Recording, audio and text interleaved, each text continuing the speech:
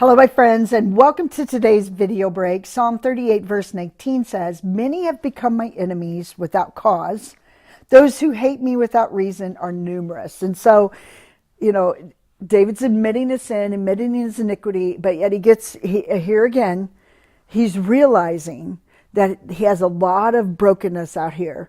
and that's sin can do that. Sin can break a lot of relationships, but it doesn't specify that's the reason. But there are enemies that are after him. And some of those people were very close to him at one time, but now they've become his enemy. And so that's distressing to David. And,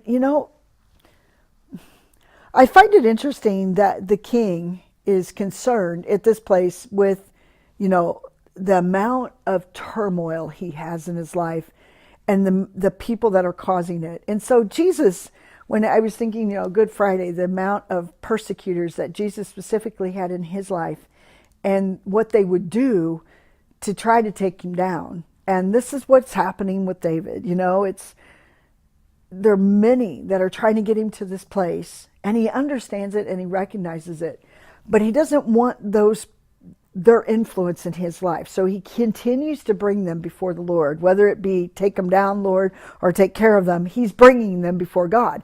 He's not going after them. He's not allowing that vengeful spirit, that place where, that you got to get even, grow in his heart, because he's continuing to bring them before God. And so I think we have a lot to learn throughout this whole entire psalm about when we're in a bad place, when we're in this, that the enemy is going to continue to bring us lower. That's his goal. That's what he's trying to aim at. And to understand that he uses people to do that. That's another great thing to understand and to learn.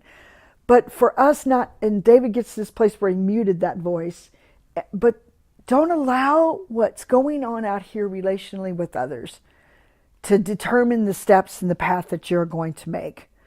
Don't allow the influence of the enemy to become the way that you're going to treat, way that you're going to be vengeful.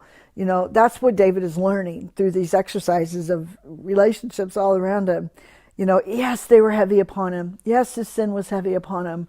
And yes, there were people who didn't like him, but he didn't allow that to grow that into a vengeful, where he wasted that energy becoming angry and spiteful and going after them, seeking after them.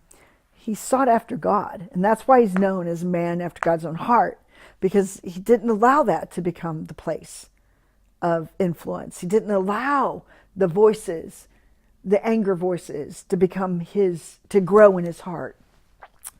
I think there's a lot of lessons there. I don't know where you're at, but if you're in those relational turmoil places, just to talk, just to admit that place to God and ask him to protect you from becoming vengeful.